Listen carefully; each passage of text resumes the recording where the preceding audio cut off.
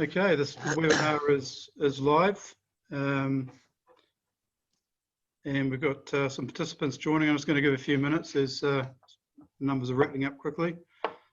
Welcome everybody. We'll just give Duncan a chance to see if he can log in as well. Yep, the participant count is just still racking up participants joining, so we'll just let that tick over. It's good to see good numbers arriving today.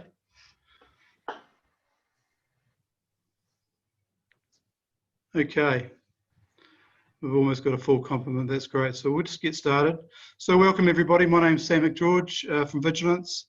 I'll be co-presenting this presentation between Actionstepn and VigilanceAML with Monique Villar, also from Vigilance. There might be some confusion with some of the video links here with people logging in. Duncan McDonald from McDougall, from Actionstepn, and Tyler Bannerman is joining us as well.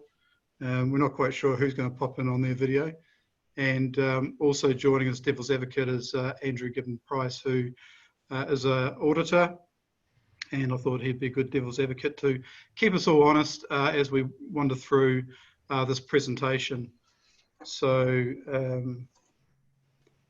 so the context of this webinar is to discuss what VigilanceAML is and why we've partnered with Actionstepn, why it's simple to meet your AML compliance and how it helps with that, and how it works with Actionstepn.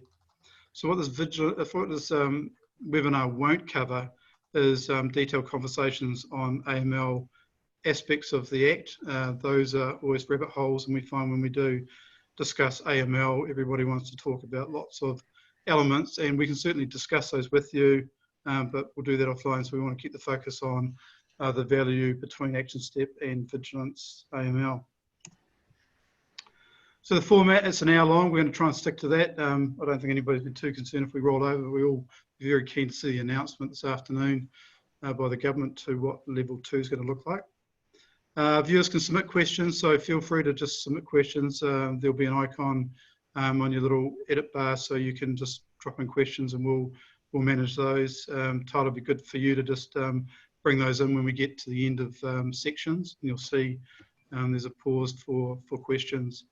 This webinar will be recorded so we can share it with you after the next few days. We plan to do a quick survey post the webinar. We'll send an email around, and that'll be helpful to get some feedback from everybody. So with that, just a quick bit of background about who we are, what Vigilance is. Vigilance, we're digital crime fighters. We entered the market in 2014 with a payment fraud protection system, which is used by companies large and small across New Zealand and Australia, anything from a small $2 million turnover to listed companies like Ports of Auckland.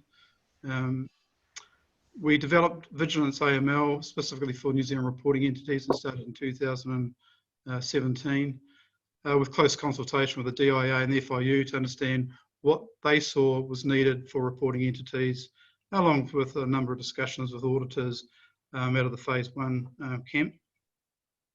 And our goal is pretty simple. It's to mitigate a lot of the burden around AML compliance for reporting entities, particularly phase 2. And how to streamline that process and make sure you're audit ready with low or minimal effort, which is a big challenge, obviously.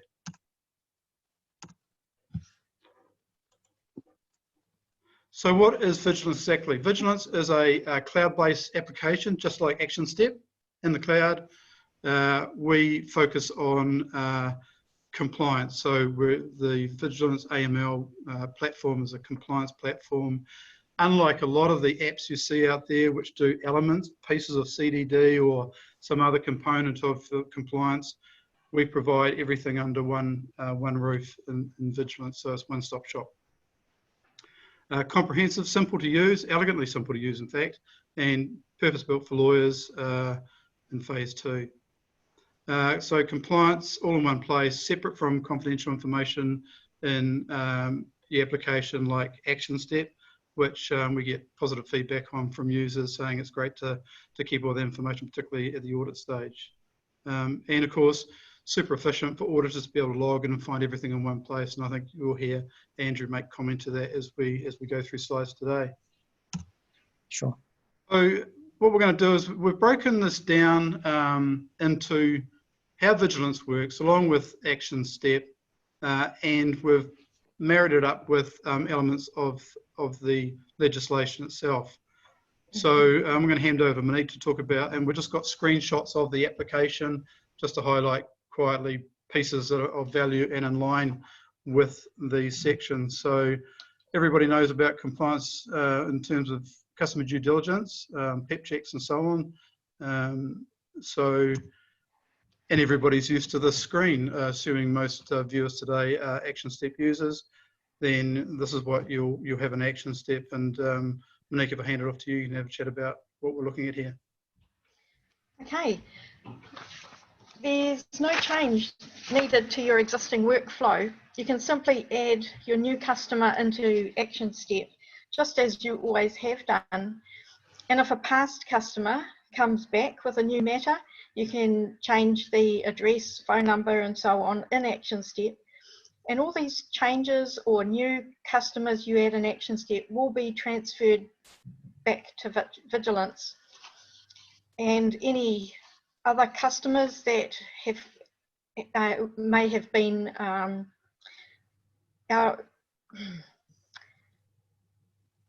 maybe not needed to become active again, that will trigger back in Vigilance to require CDD again.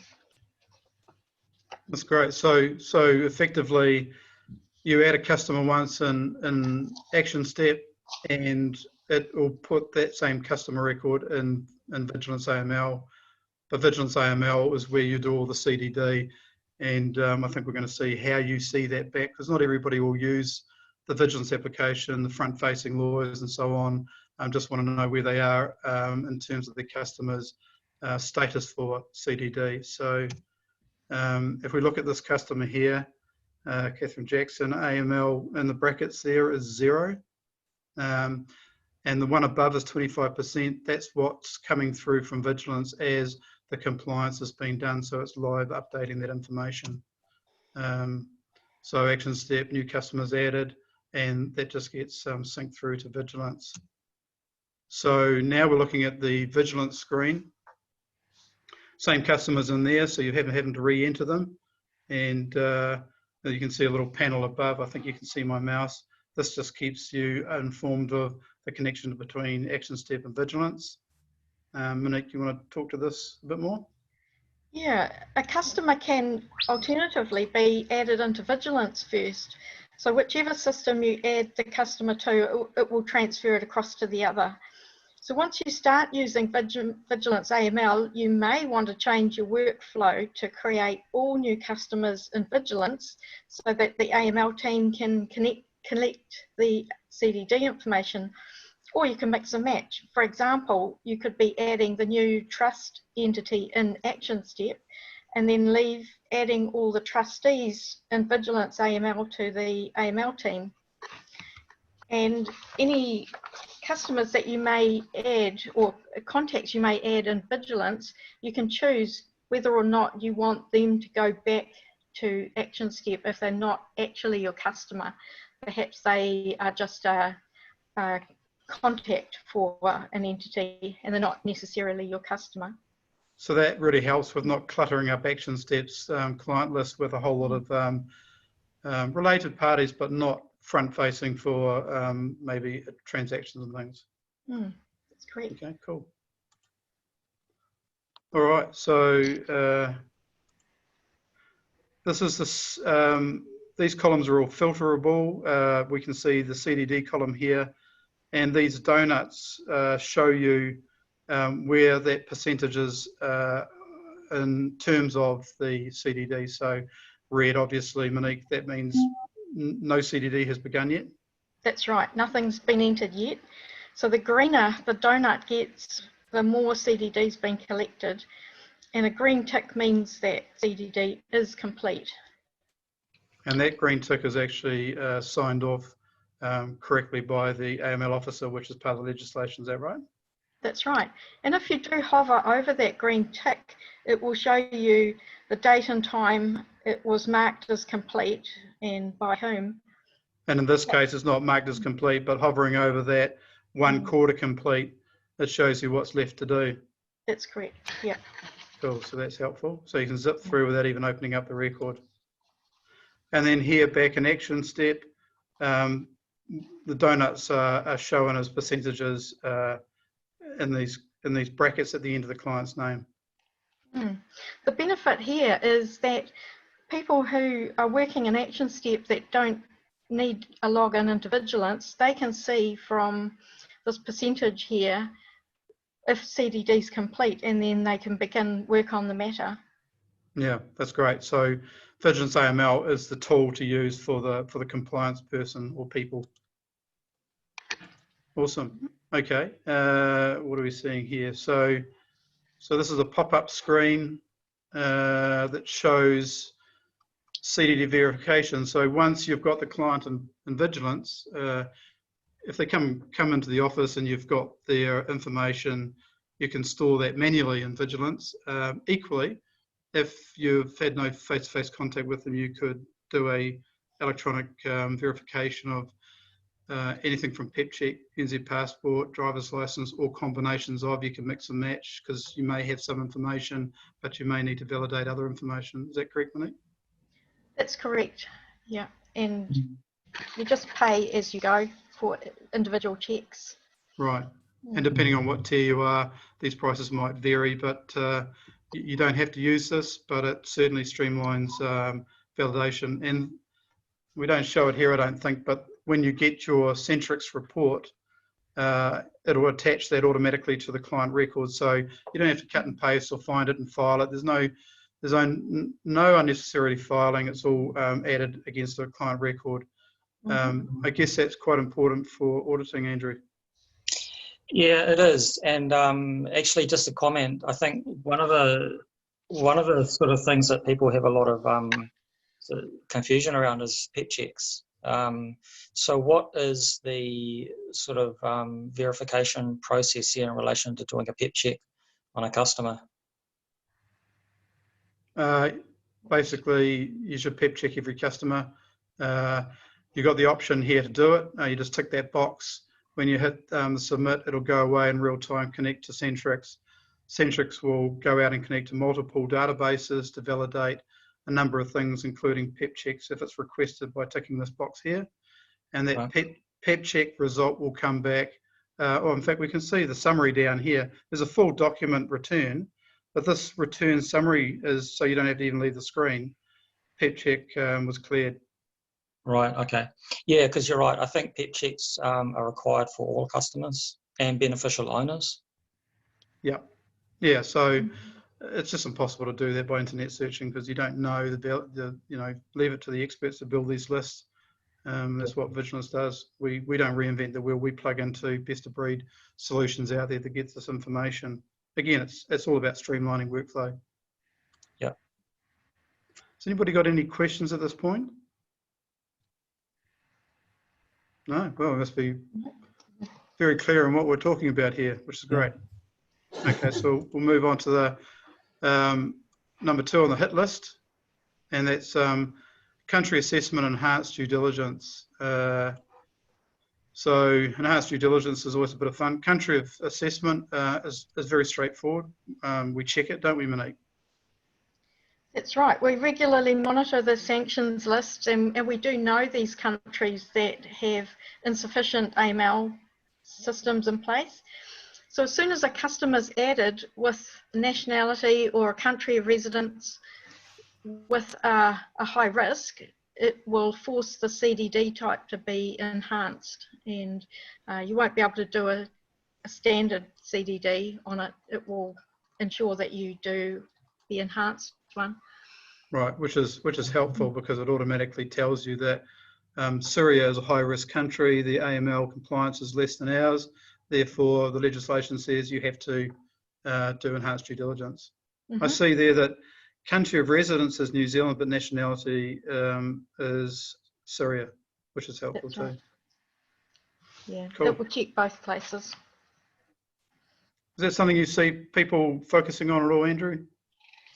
Not often. I guess most clients, audit clients, tend to have customers, based in New Zealand or Australia, and when they do come across, potential clients from other countries, then obviously the AML side of things does sort of trigger a bell, and then they need to think about whether to accept it. I think a lot of times, because of the AML compliance that is involved, i.e. enhanced CDD, they tend to sort of decline to offer services. Yeah, we hear a bit of that. Yeah, that's in the professional services space, accountants and lawyers, or real estate agencies, and other sort of reporting entities covered by the FMA, the DIA. They tend to they need to ensure they have a robust process in place to ensure that the CDD is being completed correctly. Notwithstanding, it's quite important from an audit perspective to have a robust system in place to see that you can determine what is and what isn't risk or a risk country. Yeah, they do. Yeah, they need to have a policy and a process in place to do that. And that's what Vigilance is at the end of the day. It's automation of your procedures and policies, and a catch-all to make sure your workflow process catches these things. Yes. Good. Okay, so number 3 on our hit list is ongoing customer due diligence. So obviously, we're almost 2 years into it now, certainly for lawyers, and due diligence is becoming more important because it's not about just doing your initial CDD. You've got repeat business with customers, maybe customers that were not a captured activity first time around, but now they've come back for business which is a captured activity. Regardless, ongoing CDD is something that's required and becoming more important.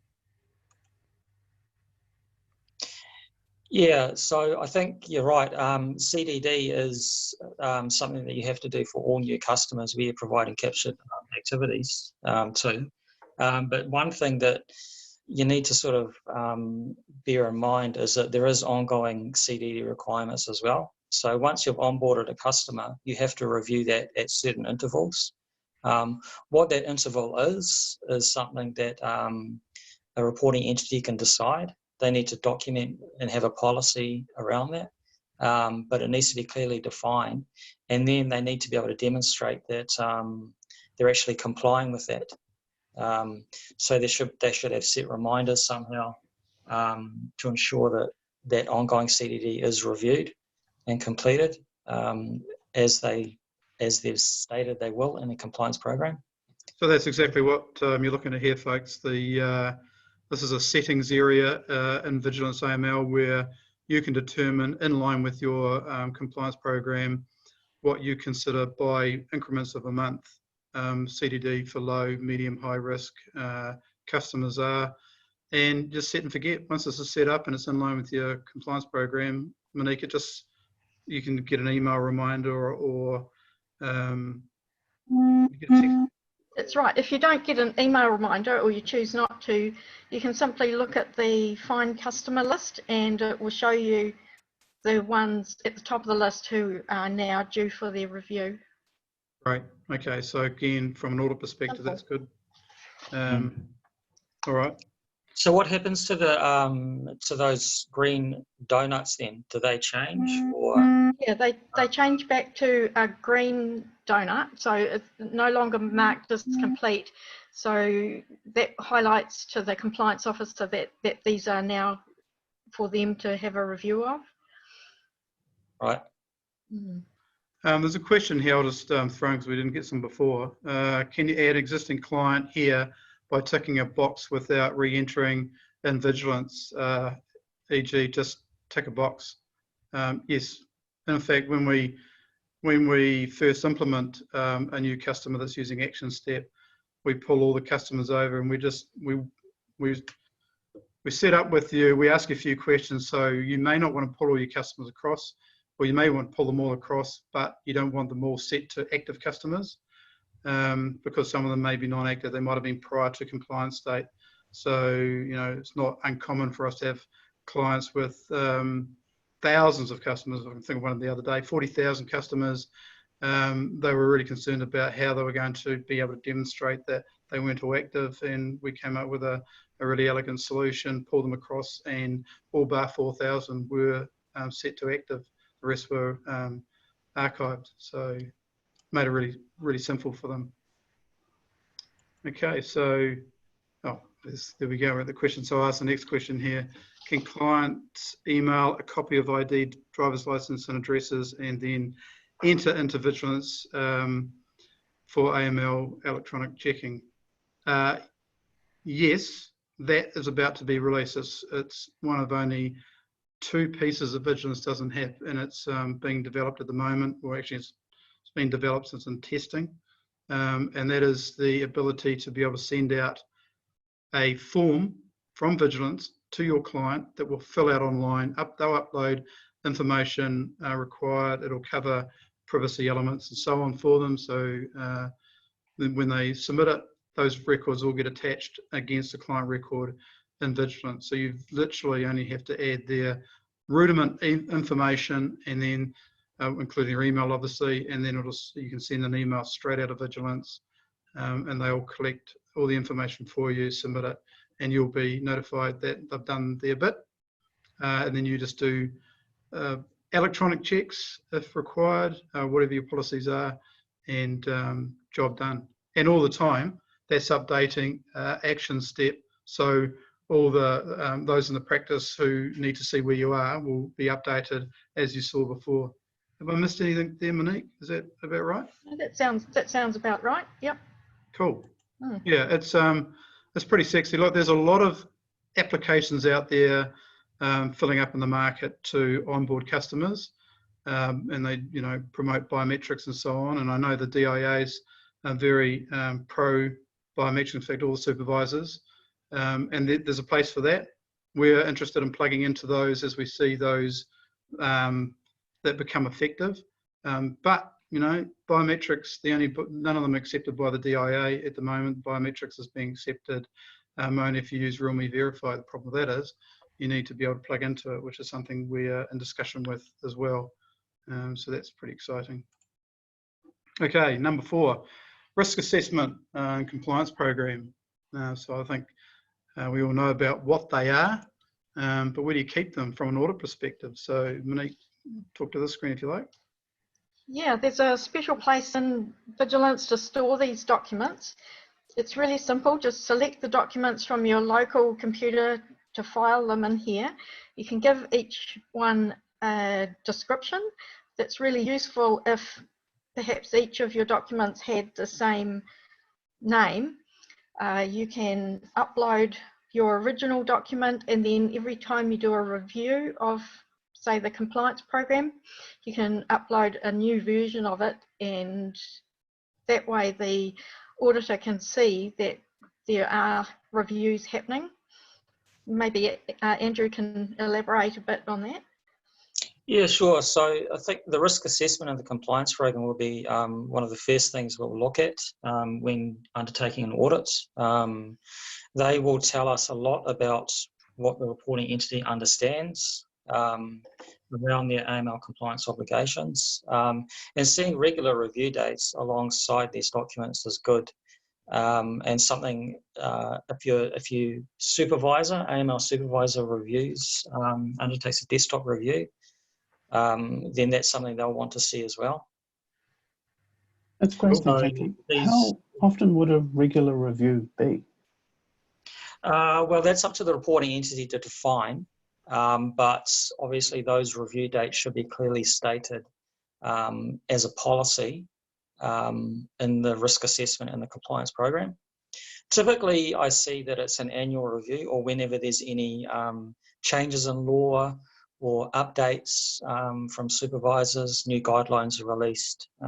If there's any change in the AML space, then that should be reviewed. Your compliance program should be reviewed, and it should be documented as well. So even if there's no change, then there should be a statement to say that they were reviewed and there were no changes required. Yeah, that's right. That's quite an important point, isn't it? It's very much about prove that you have a system that collects this information, prove that you've done this. Whether it had to be done or not is a separate thing. You need to demonstrate you've got a system. You know, I love that statement. You know, if it ain't written down, it didn't happen from an audit perspective. So write it down, document it. Yeah. Okay, number 5 on the list is the annual report. Obviously, all our attendees who are reporting entities, which is the lion's share of you, I'm sure, all have done an annual report, so you're familiar with it. And you probably found that I think it's about 120 questions in the annual report. And there is, I know that section 3 particularly has a lot of statistical information to gather. Some of it's very easy, simple yes and no questions, but a lot of it is collecting statistical information.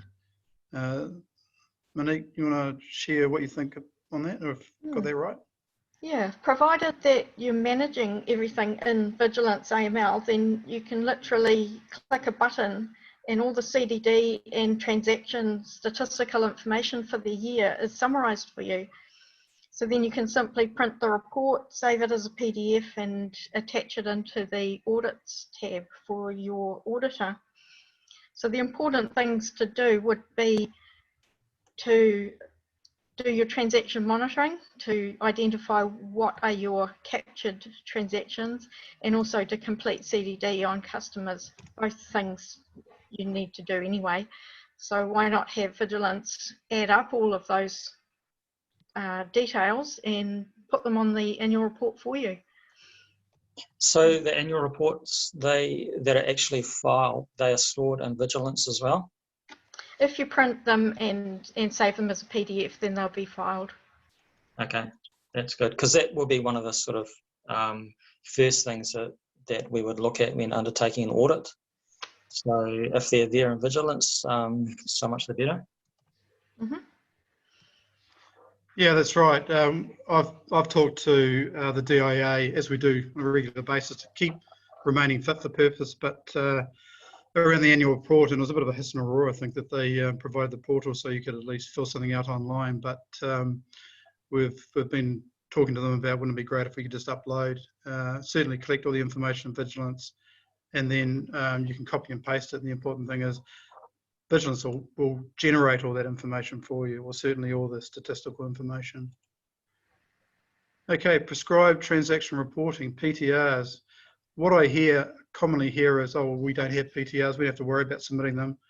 And then when you get into a bit of a conversation, you'll often hear, yeah, we actually found $10,000 dropped into our trust account from overseas. We don't even know where it's come from. So again, it's a classic example of you've got to demonstrate to your supervisor and auditor that you've got a robust process in place to do transaction monitoring. It's not enough to wave your hand and say we don't have FX transactions, so we don't need to do them.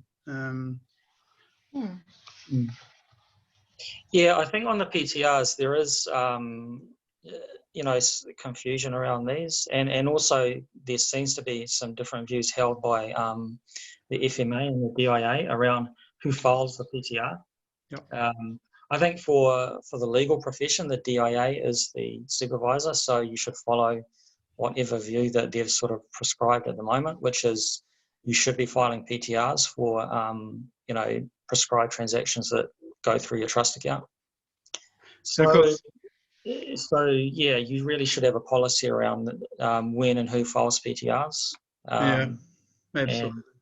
And if you can do... Sorry, the one thing I also hear, and I can almost hear the groaning from those that are watching today that have submitted PTRs, that's clunky. It's extremely slow to submit PTRs. They don't say if you've got the same PTR each month to submit from the same transaction coming into the trust account for a client. You've got to start from scratch again. It can take 30, 40 minutes. That ain't going to change. The FIU's Go AML portal was bought by about 50 countries from the UN. We work very closely with FIU to build our own collection for being able to submit PTRs. and we have a quality control program with them. So they actually recognise a PTR submitted from a Vigilance user has a code. So when they see it in their database, they go, oh, that's a Vigilance submitted PTR. We know it's going to be accurate because unlike their platform, we can do some checks and balances around data entry on fields, which we do. So this pop-up, I think we're looking at here, Monique, is how Vigilance allows you to submit a PTR. Is that right? Yes, that's right. This is all the information that you need to enter to do an international funds transfer type of PTR. I've linked it here to the customer. It's got a nice big green tick which says all the CDD's been completed for the customer, so there's no need to re-enter any of their details like ID documents, address, date of birth. Everything like that is all picked up for the PTR from what you've already done for that customer. So the only thing that's needed is a description in writing about the transaction, just to describe what the transaction was for, and then details about the foreign account, and then click a button and the PTR is created. Yeah, it's actually very, very slick. So a PTR has to be filed, you know, at the latest 10 days after the transaction. That's right. Is there any sort of control around ensuring that happens? Yes, all the transactions that come from your bank statement will appear in Vigilance, and if they are over 10 days old, they'll have a pink background. So those are the ones that really need to be dealt with first. So all these ones in the background here, you can only see a bit of them, but they're all pink. Typical demo database, they're not being processed. But that's something you go in daily, and they can be separated out into non-captured or captured. Actually, better than that, we don't show all this stuff here, obviously, but there's a filter. If you click on this filter button, you can create individual filters to filter out the week from the chaff. So you're not having to look at all your transactions.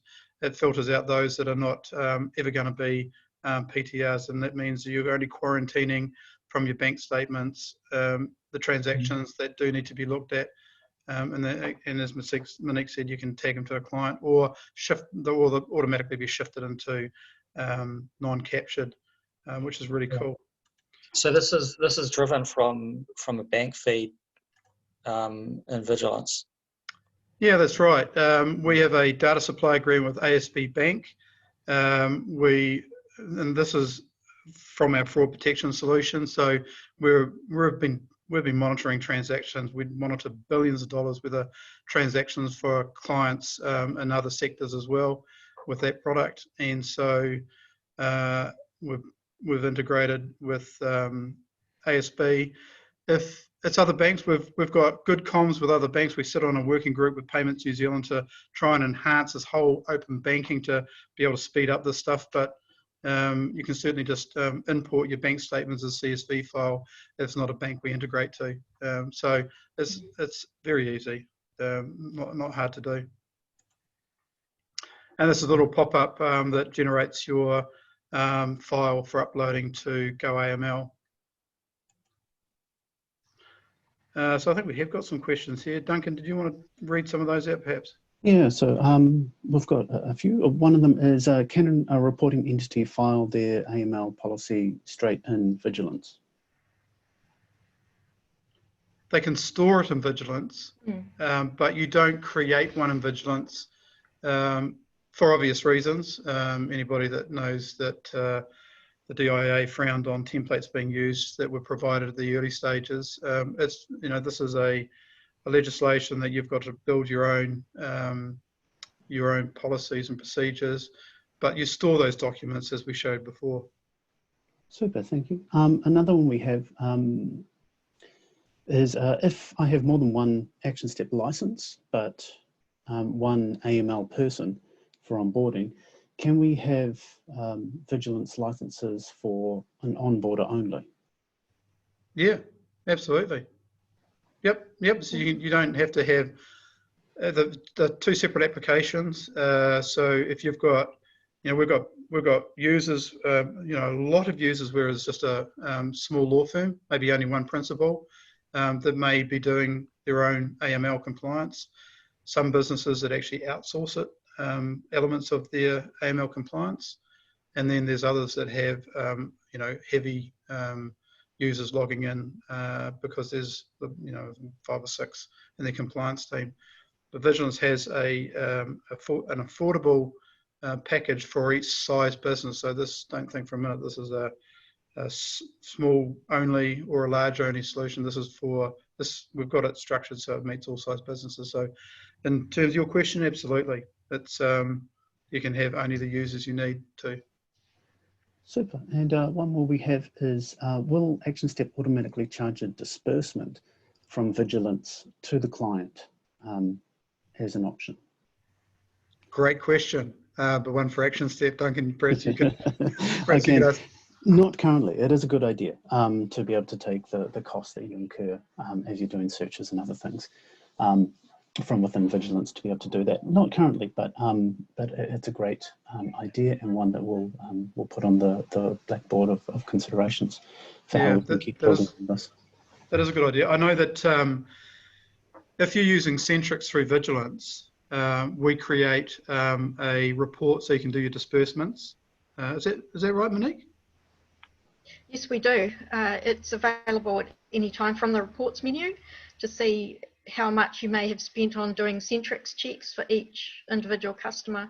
So that can be downloaded as a CSV file. So I think it should be quite straightforward to be able to transfer that sort of information somehow into Actionstep to create disbursements. So I know Monique would have written that down and put on our wish list as well, Duncan. So we can talk about that offline going forward, which is great. It's nothing better than getting feedback from even a potential user, let alone users. Yeah, and if anybody does want help with how they can take a CSV file to be able to bulk import disbursements into Actionstep, just reach out to our support team and they can guide you through that. So that is a process that you can do. Cool. Oh, okay. That's good to know. I think we may have missed a couple of slides. Yeah, I'm just looking at that, Monique. The training register is back there. Training register. Sorry, I might have been a bit too quick with my mouse. Yeah, a couple more back as well as the training register. Okay. It's the one here. Annual report we did. Training register. Okay, so, well, pretty self-evident, guys, and actually really important. Andrew, comments? Yeah, so training, so you mentioned got under the heading section 57(1)(b) and 1L of the Act. That's correct. So under the Act, you are required to undertake training for the compliance officer, senior management, and any staff that are involved in AML CFD duties. So what I actually see with a lot of reporting entities is that they have a stated policy that yes, we will undertake training, but no defined process of how that's done, and no sort of, so a training register is a great idea because that serves as a record to show that it's actually been done. So I guess that's actually something that I see quite a lot with compliance programs, because they have defined policies and some defined processes around CDD, but within the Act, you're also required to have controls. So take training as an example. You have to have a policy. So the policy should be that all staff involved in AML-related duties undertake training, and then the process would define how often the training is undertaken. That's up to the entity to decide again, but it should be a stated policy.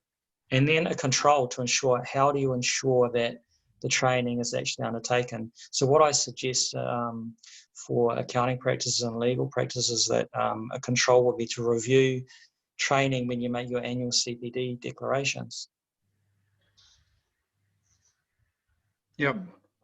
Okay. Monique, we're looking at the training register here in Vigilance. Yeah, simple to use. Just simply click on the Add New Training button, and you can store information about any type of training. Maybe it was watching a webinar about AML, or going off-site to courses like the road shows that were happening, or other type of courses that might be run. You can attach any certificates that you might get from it. You can include notes, have links to websites where maybe the course materials might have been stored. Individual staff can add their own training in there, and then the compliance officer can verify that training, so basically to sign it off. So there's that extra control that that it can be signed off by that person. Right. And that's something that you could simply state in your compliance program, that we maintain a training register in Vigilance AML. And that way you don't need to, have a whole list of training undertaken in your compliance program, which just makes it. I think the supervisors don't like it when the compliance programs are overly detailed. Yeah, that's right. I've had a number of conversations with Andrew Holmes at the DIA, and one of the things he's highlighted is they don't want to see these, phone book compliance policies and procedures. As soon as they see them, they know that nobody's following them. We're all human. So it's about, simple documentation, but evidence that you're actually living and working the living document. Yep. Okay, transaction monitoring. So we did that one. Well, we did PTRs, which came after that. Yeah, I don't know how we got this out of sync. I can do anything. I'm wheeling the mouse here. So yeah, transaction monitoring comes before submitting PTRs. So that might have left some people confused, but obviously Vigilance monitors the your trust account bank transactions first, and then quarantines what could be a PTR. So then you go to your prescribed transaction reporting. So I think that's pretty self-evident. I think we've covered that. Yeah. Really. And look, I know there'll be more questions on some of these things, but it's better just do a one-on-one Zoom. So I still feel I've missed one, Monique. No, we did training register. Yep, there we go. Yeah, we've done it all. Cool. So number 9, I'll talk to this one. Data security protection. Look, the true reality, and I've been in this space a long time, is that businesses, particularly New Zealand, and no insult to anybody listening who feels that they are doing a good job, and many of us are, but it's largely lip service paid to data security, privacy and policies, and it's not uncommon for people not to even have privacy policies. Duncan would concur with me here that from our perspective in our world, being SaaS solutions, cloud-based solutions, we have to build privacy. Privacy by design is our whole world, and it's not good enough to pay lip service to it or not take it seriously. So, and I think the problem is, especially with small business, or actually most business, technical, not maybe being technically confident about online privacy and what does it really mean, and with the technology stack you're using, let alone even understand it. And the great thing about cloud-based solutions is you don't have to understand it, you're using it, and we do all that hard work. So we're PCI DSS compliant, we're GDPR compliant, and by virtue, our customers get that as well. You don't want to hand out your login to somebody else, but we wouldn't have all these integration partners on the bottom here, like data supply agreement with ASB Bank, or being able to tap into information from internal affairs for passport checks through Centrix, and certainly with GoAML, which is a division of the police or the company's office. They all do due diligence on platforms like us to be able to access and use their systems, just as Actionstepn did with us and we did with them, and we're, we consider ourselves best of breed solutions. So data, and it's great to hear announced yesterday, I think, Microsoft are going to bring a data center to New Zealand. It's because it's very expensive to host data at the level we do in tier 1 servers.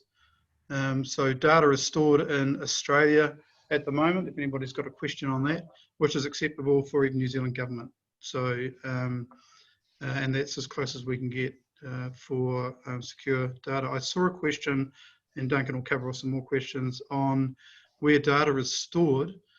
The client record information, all the AML elements are all stored in Vigilance and not shared back with Actionstepn. Actionstepn doesn't need it if you've got access to that in Vigilance. In fact, it provides quite a bit of good governance around privacy. So staff coming and going in your business just can't tap in and see a lot more private information about your clients. Because don't forget, AML has introduced the need for you piling up all the identity information of individuals. And I know from my perspective, I've got a concern around that period. I don't want my professional advisors having my information stored on Z drive, particularly because they can get hacked and then there's identity theft.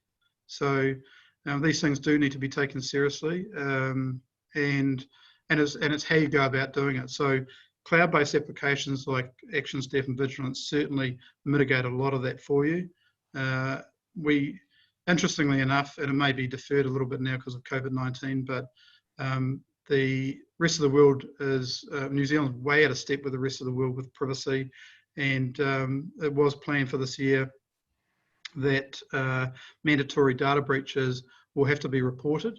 That's already in Australia and every other country. And also, there will be fines around that, and at the very least, brand damage, because it'll be reported, because it's going to be mandatory. And if it doesn't happen this year, it's certainly going to come in. So we keep abreast of that stuff and provide that for you. Do you have any thoughts on that, Duncan? Pardon me. Thanks for that, Sam. Yeah, it's basically just echoing what you said. You know, security is a built-in part of everything we do, and yeah, just with any cloud solution. Well, you know, you might hear of data breaches that happen in mainstream media. It's remarkably more secure to keep your data in a cloud-based solution than to be the protector, and your IT person is the only person between your data and your client's data and somebody else. Whereas with cloud-based providers like Actionstepn and Vigilance, we've got a team of people using world-class software and systems to be able to keep it separate. There's a couple of more questions to come, but before I tackle into them, I just want to say thank you very much to Sam and Monique and Andrew for making themselves available and running through this integration. The team at Vigilance have built a fantastic tool to help New Zealand lawyers be AML compliant. It's the best that we've seen out there. And that's one of the reasons why Actionstepn's so very excited to be able to offer an integration with them, and a fantastic integration that should separate the roles within people, so that lawyers can focus on being lawyers, doing the law, and then your compliance officer within the firm can be in AML, ensuring that you're compliant through that process. So it's a fantastic one. So thank you, all three of you, and your wider team for all the work you've done. Thank you. Moving on to the questions. Sorry, unless there's something else. No, you go. Thanks for those kind words. No. Yeah, just to clarify, I have not had any involvement in Vigilance. I'm an auditor, so. No, thank you for making yourself available today. Not necessarily thank you, Andrew, for your work on Vigilance. Yeah. Sorry if I clouded that. Yep, thank you. Yeah, no, it's actually important just to confirm that we can see a lot of pain in the market, and there's some pain we can't fix. We're not auditors or consultants. We have obviously an incredibly deep knowledge of the legislation and how to execute it, but that's not our job. We've built software for compliance, so you can execute your compliance effectively. And we looked at, from our business perspective, whether we should have auditors on board as well. We decided not to. That's we need a separation of duty. It's not our bag. We're software developers and we're really good at it. But we recognise that there is a lot of auditors out there that can benefit from the platform just as users can to be more effective in their audits, and we work closely with them. We've got a group of auditors we work with who are familiar with our product. Incidentally, I didn't say earlier that we have a free login for auditors. So when it comes around to your audit, we give a free audit and support to the auditor to be able to navigate their way around if they haven't used VigilanceAML before, so they can find information. And to an earlier question about where the data is kept, that's quite important. So the auditor can only see AML relevant stuff for auditing. They don't get to see matters or any other information because that's not part of the audit. That's all in nice and safely stored in Actionstepn. So great separation of duty in that regard. Super. Thanks for that, Sam. Speaking of other questions, we do have one person's asked if we could go over pricing, referring to the website and wanting clarification over the costs for Vigilance. Sure. So there's basically 3 tier of pricing. There's 99, 250 or 249 and 699, depending on the size of business you are, and the combinations around number of users and number of customers. There is no contract. If you don't like us, dump us. We don't have customer churn, so we're obviously doing something right. We've got plenty of reference sites. So in terms of validating pricing specifically for any particular firm, if those questions are asked, then we can certainly follow up with a proposal, because I'll need to know exactly how many users you might want. So we can have a chat offline and work out exactly what that might be. But, you know, it's inexpensive compared to the cost of not complying by a country mile. Super. And if somebody did want to reach out to you to have a discussion about which plan they should be on? Sure. I think that's probably the last slide, which is a good reminder. So best is to contact us by sales@vigl.biz or through our website www.vigilanceaml.co.nz, and just flick us through an email. We'll follow up with everybody that attended today with that little survey, so there'll be some information there, and even including a link so you can book a demo with us if you want to get on and have a demo and just have a look under the hood and have a closer look about how these pieces work in a live environment, so we can show you and show you how simple it is. So if there's no more questions, Duncan. Doesn't look like that is for now. Thanks, yeah, Sam. that's good. Gosh, we're bang on time, really. Yeah, that's always good, not to drag on too long. So look, thank you very much everybody for attending today, and I hope that that's given you enough of an insight to know why this partnership between Actionstepn and Vigilance is so important, and why we've formed this relationship. And certainly like to be hearing from you going forward. So please use this contact information, and or when you receive the follow-up email from us, love to hear from you and take you through the product. So let's hope that level 2 has some good news so we can all get back into business. But again, you know, the world's going to be different for a long time, and being able to have cloud-based applications really streamlines a bunch of that. I think particularly around AML compliance, interestingly enough, who I'm sure everybody thought that as well. So thanks again. Thanks, Duncan, and Monique and Andrew for participating today as well. No problem. Thank you. Thank you. Great. Thank you very much. Thanks, Bye. everyone. Take care. Bye. Bye, everyone.